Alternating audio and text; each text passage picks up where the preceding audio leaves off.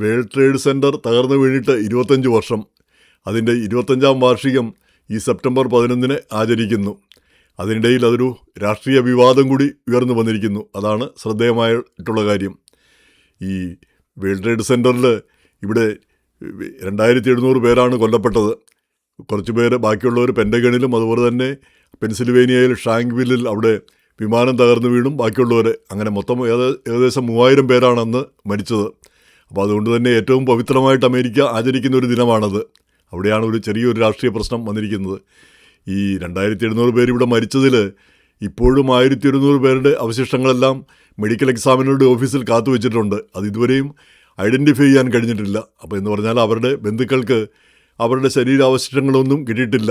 അതുകൊണ്ട് തന്നെ അവർക്കൊരു ക്ലോഷർ, ഈ മരിച്ചു കഴിഞ്ഞാൽ ആ ബോഡി കണ്ടു കഴിഞ്ഞാലാണ് നമുക്കൊരു ക്ലോഷർ ഉണ്ടാവുക, അവിടെ ബോഡി മരിച്ചു എന്നുള്ളത് ഉറപ്പാകുക. അങ്ങനെ അതില്ലാത്തത് കൊണ്ട് ആ ആളുകൾ ഇപ്പോഴും ഒരുപക്ഷെ അവർ പ്രതീക്ഷിക്കുന്നുണ്ടാവും ഞങ്ങളുടെ ബന്ധുക്കൾ എപ്പോഴെങ്കിലും തിരിച്ചു വരുമെന്നുള്ള ഒരു പ്രതീക്ഷ. കാരണം ശരീര അവശിഷ്ടങ്ങളൊന്നും കിട്ടിയിട്ടില്ല, അതൊന്നും തിരിച്ചറിയാൻ കഴിഞ്ഞിട്ടില്ല. അപ്പോൾ അങ്ങനെയുള്ള ആ ത്രിശങ്കുവിൽ അവർ കഴിയുന്ന ഒരവസ്ഥയുണ്ട്. അന്ന് അതിനെപ്പറ്റി ഞാനൊരു ലേഖനം തന്നെ എഴുതിയുണ്ടായി. ഈ മൃതദേഹമൊക്കെ കിട്ടിയവർ അവർ വലിയ ഭാഗ്യമായിട്ടാണ് അത് കണക്കാക്കിയത്. പിന്നെ ഡെഡ് ബോഡി കിട്ടുന്നത് പോലൊരു ഭാഗ്യം. അതായത് ഈ ഡെഡ് ബോഡി കിട്ടിയാൽ അവിടെ ഒരു ഫൈനാലിറ്റി, ഒരു ക്ലോഷർ അതോടുകൂടി അവസാനിച്ചു. ഇനി നമുക്കതിനെപ്പറ്റി പ്രതീക്ഷിക്കേണ്ടതില്ല. നേരെ മറിച്ച് മൃതദേഹം കിട്ടിയില്ലെങ്കിൽ പിന്നെയും നമ്മുടെ പ്രതീക്ഷ, പിന്നെയും നമ്മുടെ സംശയം ഇതിങ്ങനെ നിലനിൽക്കും. അതൊരിക്കലും അവസാനിക്കാതെ നിലനിൽക്കും. അപ്പോൾ അങ്ങനെയുള്ള അവസ്ഥയിൽ ഈ 1200 പേര് ഇപ്പോഴും കടന്നു പോകുന്നു, അവരുടെ കുടുംബാംഗങ്ങൾ ഇപ്പോഴും കടന്നു പോകുന്നു. അപ്പോൾ പിന്നെ ഇപ്പം ഈ വിവാദത്തിൻ്റെ പ്രധാനപ്പെട്ട കാര്യം എല്ലാവർക്കും അറിയാം. ഈ മുസ്ലിങ്ങളാണ് ആക്രമണം നടത്തിയ ആളുകൾ. അപ്പോൾ മുസ്ലിം ഭീകരൻ എന്ന് ഞാൻ പണ്ടെങ്ങോ ഉപയോഗിച്ചത്, അതിനാരോ ചില കമൻറ്റ് പിന്നെ എഴുതുകയുണ്ടായി. അതുകൊണ്ട് മുസ്ലിം ഭീകരൻ എന്ന് പറയേണ്ട, മുസ്ലിങ്ങളായിരുന്നു ആക്രമിച്ചത്. ഈ സൗദി അറേബ്യയിൽ നിന്നും ഈജിപ്തിൽ നിന്നുമൊക്കെ വന്ന ആളുകൾ. ഇപ്പോൾ സൗദി അറേബ്യയായിട്ട് അമേരിക്ക അണ്വായുധ കരാറുണ്ടാക്കാൻ പോകുന്നു. അപ്പം ഈ ബന്ധങ്ങളൊക്കെ ഇങ്ങനെ മാറിയും മറിഞ്ഞും ഇരിക്കും. പിന്നെ അത്രയേ ഉള്ളൂ രാഷ്ട്രീയത്തിലും ഒക്കെ ഓരോ കാര്യങ്ങളിലും.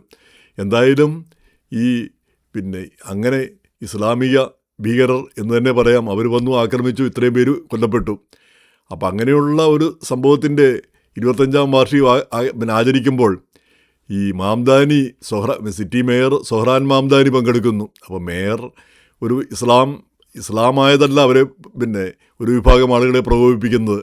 അപ്പോൾ അവർ പറയുന്ന അദ്ദേഹം പിന്നെ ഈ ആക്രമണകാരികൾക്ക് അനുകൂലമായൊരു നിലപാടെടുക്കുകയും അല്ലെങ്കിൽ ഈ അവരുടെ കുറ്റകൃത്യത്തെ കുറച്ച് കാണിക്കുന്ന, ലഘൂകരിക്കുന്ന രീതിയിലുള്ള പ്രസ്താവനകൾ ഇറക്കുകയും ആ നിലപാടെടുക്കുകയും ചെയ്യുന്ന ഒരു വ്യക്തിയാണ്. അങ്ങനെയുള്ളൊരു വ്യക്തി തങ്ങളുടെ പരിപാടിക്ക് വരരുതെന്ന് പറഞ്ഞ് ഏകദേശം അവർ change.org ഒരു പെറ്റീഷൻ ഒപ്പുശേഖരണം നടത്തിക്കൊണ്ടിരിക്കുന്നു.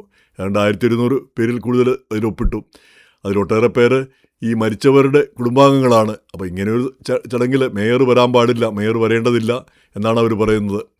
നമുക്കറിയാം ഈ ആക്രമണം നടന്നതിന് ശേഷം ആ സമയത്ത് റൂഡി ജൂലിയാനി ആയിരുന്നു മേയർ.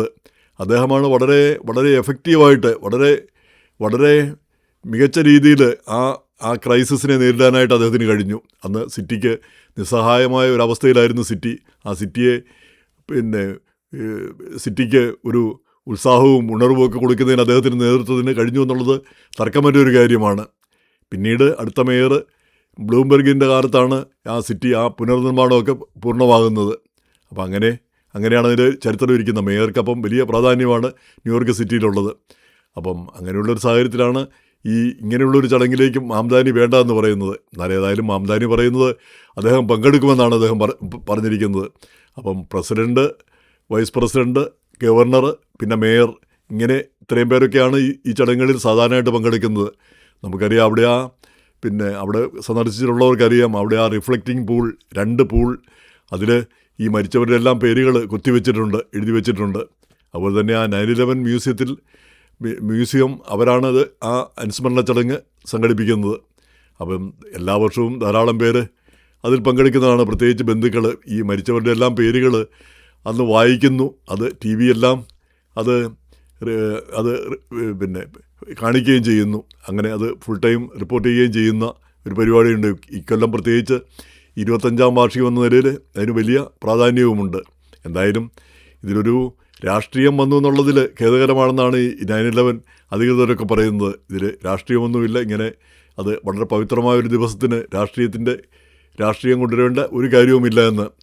അത് നേര് തന്നെ. എങ്ങനെയായാലും ഇതിനി ഈ വിവാദം എങ്ങനെ ശക്തിപ്പെടുമെന്ന് പിന്നെ നമുക്ക് നോക്കിക്കാണാം. ഇപ്പോൾ ഈ 9/11 പറ്റി പറയുമ്പോൾ ഞാൻ ഓർക്കുന്നുണ്ട്, അന്ന് ഞാൻ ന്യൂയോർക്ക് സിറ്റിയിലാണെന്ന് താമസിച്ചുകൊണ്ടിരുന്നത്. അപ്പോൾ ഇതിൻ്റെ അടുത്ത് ഈ 9/11 നടക്കുന്ന ആ ബിൽഡിങ്ങിനടുത്ത് ഫെഡറൽ പ്ലാസ എന്ന് പറഞ്ഞൊരു ഇമിഗ്രേഷൻ്റെ ഒരു ബിൽഡിങ്ങുണ്ട്, ഈ DO. അപ്പോൾ അതിൽ എന്തോ ഒരു ഇൻ്റർവ്യൂ ഉണ്ട് എനിക്ക്. അപ്പോൾ അതിന് പോകാനുള്ള ഒരുക്കത്തിൻ്റെ ഇടയിലാണ് എൻ്റെ ഒരു സുഹൃത്ത് വിളിച്ച് പറയുന്നത്, ഇങ്ങനെ അവിടെ വിമാനം വന്നിടിച്ചു, 9/11 ട്വിൻ ടവേഴ്സിൽ വിമാനം വന്നിടിച്ചു.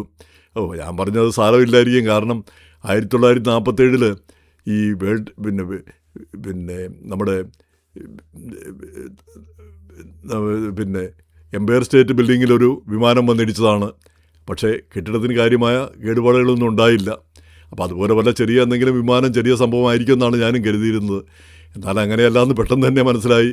പിന്നെ പുറത്തിറങ്ങി നോക്കുമ്പോൾ ചിലരൊക്കെ കരയുന്നു, അല്ലെങ്കിൽ ആളുകളൊക്കെ നിസ്സഹായരായിട്ട് അങ്ങോട്ടും ഇങ്ങോട്ടുമൊക്കെ നോക്കി നടക്കുന്ന ഒരവസ്ഥ കാണുന്നു. അപ്പോഴത്തേക്കാണ് അതിൻ്റെ ഗ്രാവിറ്റി മനസ്സിലാക്കുന്നത്. അപ്പോൾ തന്നെ ഞാനൊരു റിപ്പോർട്ട് എഴുതിയുണ്ടായത് rediff.comലാണത് പ്രസിദ്ധീകരിക്കുന്നത്. അന്ന് ഞാൻ ജോലി ചെയ്തിരുന്ന ഇന്ത്യ അബ്രോഡിൻ്റെ ഭാഗമാണ് റീഡിഫ്. അപ്പോൾ റീഡിഫിൻ്റെ ഭാഗമാണ് ഇന്ത്യ അബ്രോഡ്. അതുകൊണ്ട് അപ്പോൾ പിന്നീട് ഒരുപാട് വർഷങ്ങൾ ഈ സംഭവത്തെ പറ്റിയുള്ള റിപ്പോർട്ടുകളും അതുപോലെ തന്നെ ഇവിടെ മരിച്ചവരെ പറ്റിയും അവരുടെ കുടുംബങ്ങളെ പറ്റിയുള്ള റിപ്പോർട്ടുകൾ ഒരുപാട് വർഷങ്ങളിൽ എഴുതിയുണ്ടായി. അപ്പോൾ ഞാൻ ഓർത്തിട്ടുണ്ട്, എൻ്റെ പത്രപ്രവർത്തന ജീവിതത്തിൻ്റെ ഏറ്റവും വലിയ സംഭവമായിരിക്കും ഇതെന്ന്. എന്നാൽ അങ്ങനെയല്ല. പിന്നീട് കോവിഡ് വന്നപ്പം അതിനേക്കാൾ എത്രയോ വലിയ സംഭവമായിട്ട് കോവിഡ് മാറി. ഇങ്ങനെ ഓരോ സംഭവങ്ങളും വരുമ്പം പുതിയത് വലുതൊരെണ്ണം വരുമ്പം പഴയത് അതിൻ്റെ പ്രാധാന്യം കുറഞ്ഞു പോകുന്നു.